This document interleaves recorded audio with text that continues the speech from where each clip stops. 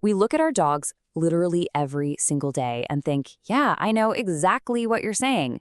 But what if we're actually completely misreading our best friends? Today, we're stepping outside our normal human assumptions to decode 7 hidden communication signals that dogs use constantly. And we're going to be looking at this right through the lens of professional animal psychology. So if you've ever wondered what's really going on inside your dog's mind, you are in exactly the right place for this explainer. Let's get right into it. Are you unintentionally breaking your dog's trust every single day?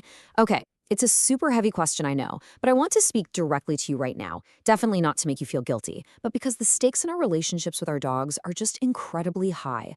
Most of us look at our dogs and think we completely understand them based on, a wagging tail or an excited jump, but the absolute truth is dogs speak a constant, highly sophisticated language without ever using a single word. Literally every second you're in a room with them, they're sending signals with their breathing, their ear position, even how they place their paws. And unfortunately, most of us are walking right past these messages, unintentionally misreading the exact language that tells us what our dogs actually need. Okay, let's dive into this with a behavior pretty much every owner has seen. Your dog looks right at you and then deliberately, slowly turns their head away. Now, the human myth is that they're just ignoring you, and maybe you even feel a little rejected by it. But science tells a beautiful, completely different story. Ethologists, the scientists who study animal behavior, call this a calming signal. Out in the wild, breaking eye contact is a massive risk, right? A predator stares and prey stares back in fear. So when your dog gives you that slow look away in a completely relaxed moment, they're showing profound vulnerability. They're lowering their guard completely. They're telling you that in your presence, they just don't need to stay alert. It is actually one of the quietest, most sincere forms of canine love. But, this silent language goes way beyond affection. It's also how they manage stress.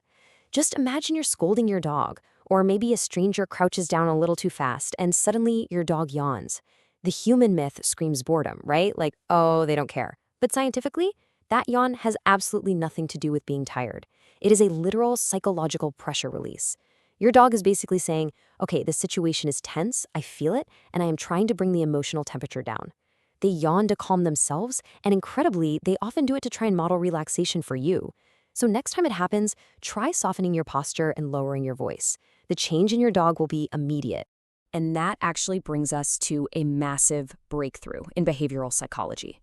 Dogs mirror our emotional states with staggering physiological precision.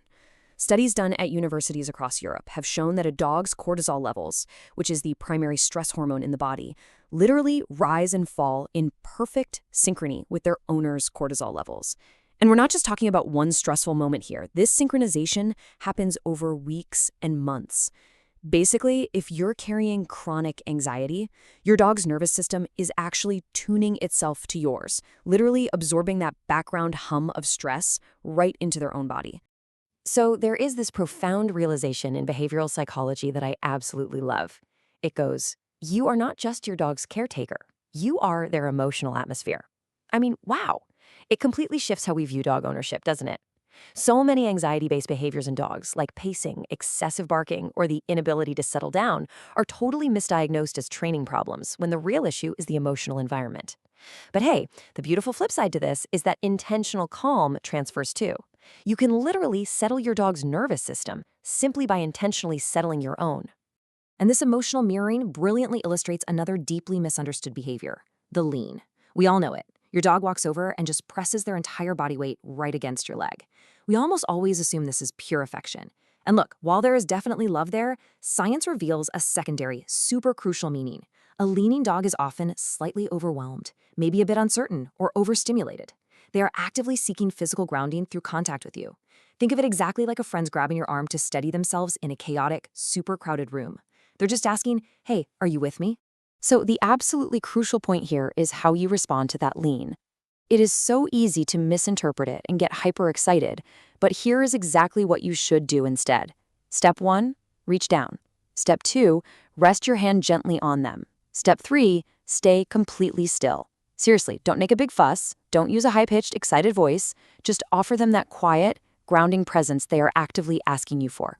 Now, what's really interesting about this slide is how this need for safety applies to one of the most misunderstood behaviors of all, the belly rub. Right? We just assume a dog on its back always wants pets, but there are actually 2 totally different psychological states at play here. Look at a confident dog offering active submission. Their body's super loose, eyes are soft, and the tail might even be thumping on the floor. That's a green light, a clear invitation. But contrast that with the passive submission of a frightened or traumatized dog. Their muscles hold tension, their ears are pinned straight back, and their tail is tucked tight. This dog is absolutely not asking for a rub. They are begging for space. They're saying, I am no threat, please just don't come any closer. Recognizing the difference between these two is literally one of the most meaningful skills you can ever develop as an owner. Okay, then there's the greeting. You walk through the front door, and your dog instantly scrambles to bring you a shoe or a toy. And yeah, it's usually the slobberiest one they own. We tend to just laugh it off as a funny quirk, but biologically, this has incredibly deep social roots. In a pack structure, bringing an object to a returning member is a deeply meaningful greeting. Plus, behavioral science suggests it acts as a massive mechanism for emotional regulation. The sheer excitement of you coming home is an overwhelming flood for their nervous system. Holding an object gives them a literal job and a physical outlet to channel that huge surge of emotion, which keeps them from just spinning totally out of control. So next time, don't ignore the shoe. Take it, hold it for 5 seconds, and acknowledge their gift. Now, we need to shift gears here for a second, because this next signal comes with a very serious warning.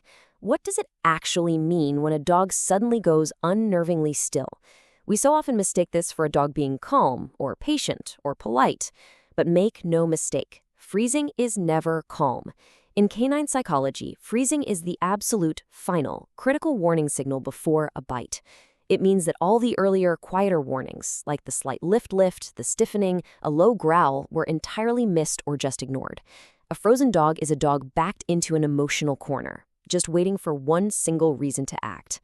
And this is exactly why these next steps are vitally important, especially if you have children around. Kids naturally move fast and can so easily push a dog past its threshold, often totally misreading a frozen dog as a calm one that they can just go up and pet. Please teach the kids in your life these 3 vital steps if a dog goes totally still. Step 1, stop moving immediately. Step 2, turn your body slightly sideways to appear a little less threatening. Step 3, wait for an adult to intervene. Understanding this prevents dangerous bites, and it protects dogs from unfair, tragic consequences. Misreading a dog's fear can also lead to everyday frustrations. For example, you catch your dog chewing on your favorite pillow, and they give you that hard, unblinking stare. We've all seen it.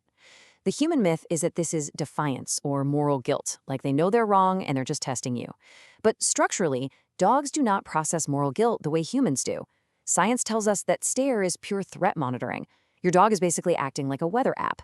They've learned from past experience that this specific situation creates a negative change in your voice and your posture, and they are vigilantly scanning your face to see if a storm is coming. They aren't challenging you, they're nervously reading you. But honestly, of all these hidden communications we've talked about, perhaps the most beautiful one is this: when your dog simply rests their chin on your lap and stays perfectly still. They aren't nudging your hand to be pet. They aren't begging for a treat. They aren't reacting to a noise outside. They are simply choosing stillness with you. In the realm of animal behavior, this quiet, entirely undemanding closeness is literally one of the highest forms of trust a social creature can offer. They're there simply because the warmth and sound of your breathing is enough. And all of these signals, they tie directly into some incredible research from the University of Helsinki. Scientists there found that dogs who are securely bonded to their humans respond to stress almost exactly like securely attached children do with a trusted parent. They look to their owners for reassurance, they calm down significantly faster, and they recover from fear much more quickly. They are measurably more resilient. And that kind of deep bond, it isn't built with expensive training programs. It's built by owners who take the time to truly learn, see, and correctly respond to these small, silent signals every single day. So, I'm going to leave you with this question. How will you change the way you see your dog today? Because believe me, dogs absolutely know the profound difference between a person who is merely looking at them and a person who truly sees and understands them. Thank you so much for joining me in this explainer and taking the time to empower yourself with this knowledge. Your dog is honestly so lucky to have you. If your dog does something quirky that you've never quite understood, drop it in the comments below. We would love to decode it for a future explainer. Until next time, keep observing and keep learning.